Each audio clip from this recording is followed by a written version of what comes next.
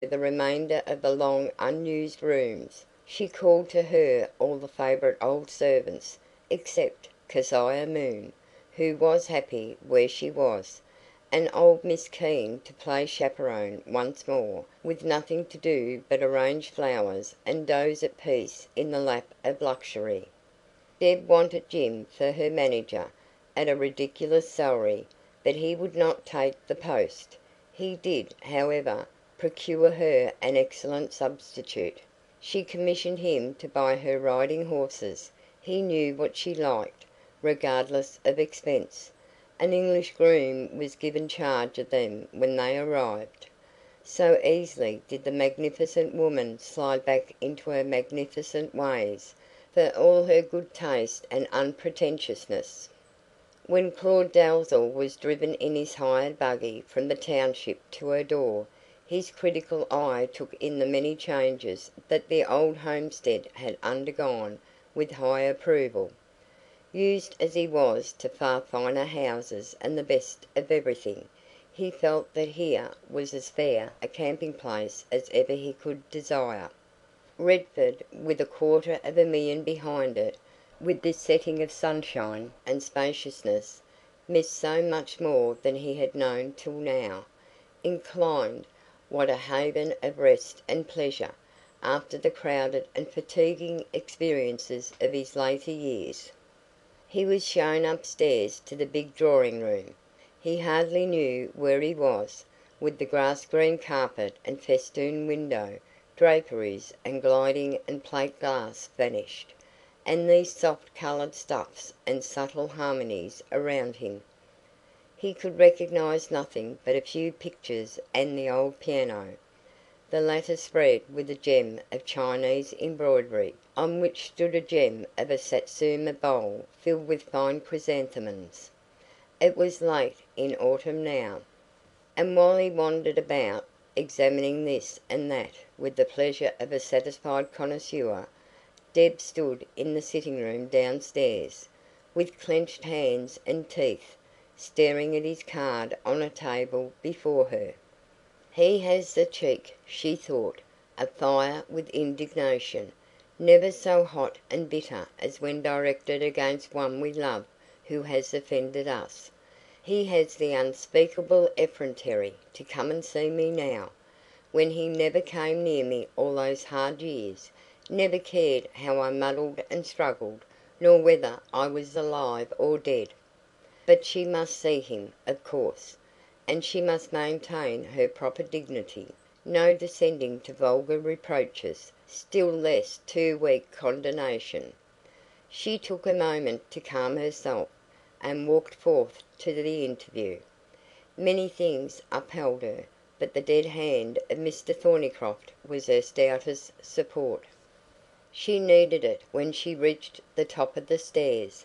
Facing the drawing room door, awaiting her, stood the figure that really seemed the one thing wanting to complete the beauty of the beautiful house. He had never in his younger days been so distinguished looking as he was now. In any company, in any part of the world, he must have attracted notice, as a gentleman, in person and manners, of the very finest type. And how she did love that sort! How her lonely and hungry heart longed for him when she saw him, the only man she had ever deemed her natural mate, and at the same time how she hated him for the disappointment and the humiliation that he had brought her. Outraged self-respect, her robust will-power, and her 250,000 sufficed to save her from a temptation she would not have fallen into for the world. She swept forward to shake hands with him, with the grave affability of a great lady to a guest, any guest, and it was plain from the expression of his sensitive face that he was as keenly appreciative of her enhanced beauty and finish as she of his. Black was not her colour, she was too dark, and she had discarded it for pale greys and whites, with touches of black about them. Today a creamy woollen, thick and soft, and hanging about her like the drapery of a Greek statue, was an inspiration in becoming gowns. The maid who had dressed her hair was a mistress of the art, and Miss Pennycuick's step and poise, well, she was a great lady, and carried herself accordingly. Her old lover was charmed. He held her hand, and would have held it thrice as long, and looked into her eyes, too overcome, it appeared, to speak. "How do you do?" she said, evading his intense gaze. "What a man you are for dropping on one in this unexpected, sensational way. Why didn't you write and tell me you were around?"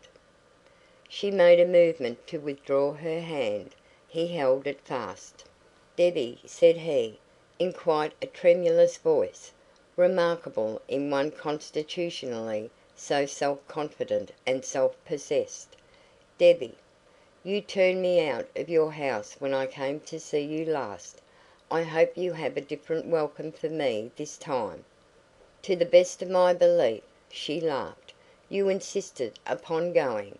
I am sure you were asked to stay to lunch, or whatever it was. By the way, have you lunch now?" She showed concern for her obligations as his hostess. "Yes, thank you. At least, it doesn't matter." He had to relinquish her hand, and when she immediately made towards the bell button, he followed and arrested her. "Let us have our talk first," he pleaded. "I don't want anything to eat until I know, until I feel that you don't grudge it." "Oh, I don't grudge it." She took him literally. "Not one square meal, at any rate. The only thing I am obliged to grudge is house, room, for any length of time, to single gentlemen. But that is not a question of hospitality, as you know. Sit down and tell me all the news." He sat down. She also, about 2 yards off. Across the gulf of Persian rug he looked at her steadily. "You are angry with me," he observed. "Why, Debbie? Is it still the old quarrel, after all these years?" Then her face changed like a filled lamp when you put a match to it. She said, in a deep, breathless way: "Do you know how many years it is?"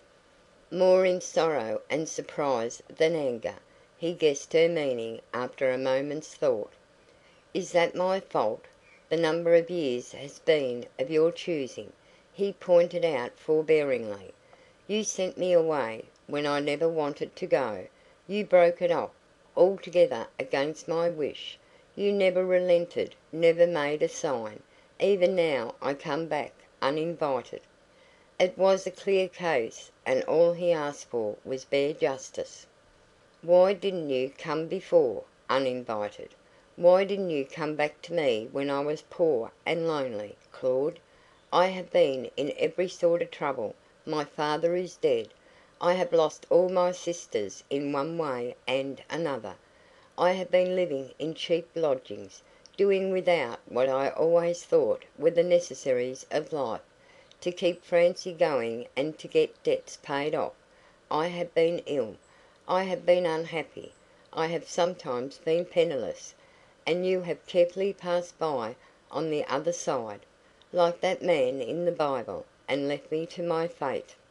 He was genuinely shocked. He knew that she had been horribly down in the world, but not that she had suffered to this extent. Seeing her sitting there in her beautiful gown, in her beautiful room, without one trace of those sordid years about her, his heart ached to think of them. "My darling, I never knew." "Why not?" she said swiftly. "Because you never tried to know, never cared to know. But now that I can be a credit to you again, the moment you hear that I have had a great fortune left to me, now you come back." "Do you mean to say," he demanded sternly, "that you honestly think I have come back to you on account of your money?" She returned his cold, searching gaze in kind. "Honestly," she said, "I do think so. There is no way out of it." He rose deliberately, bowed to her, and picked up his hat.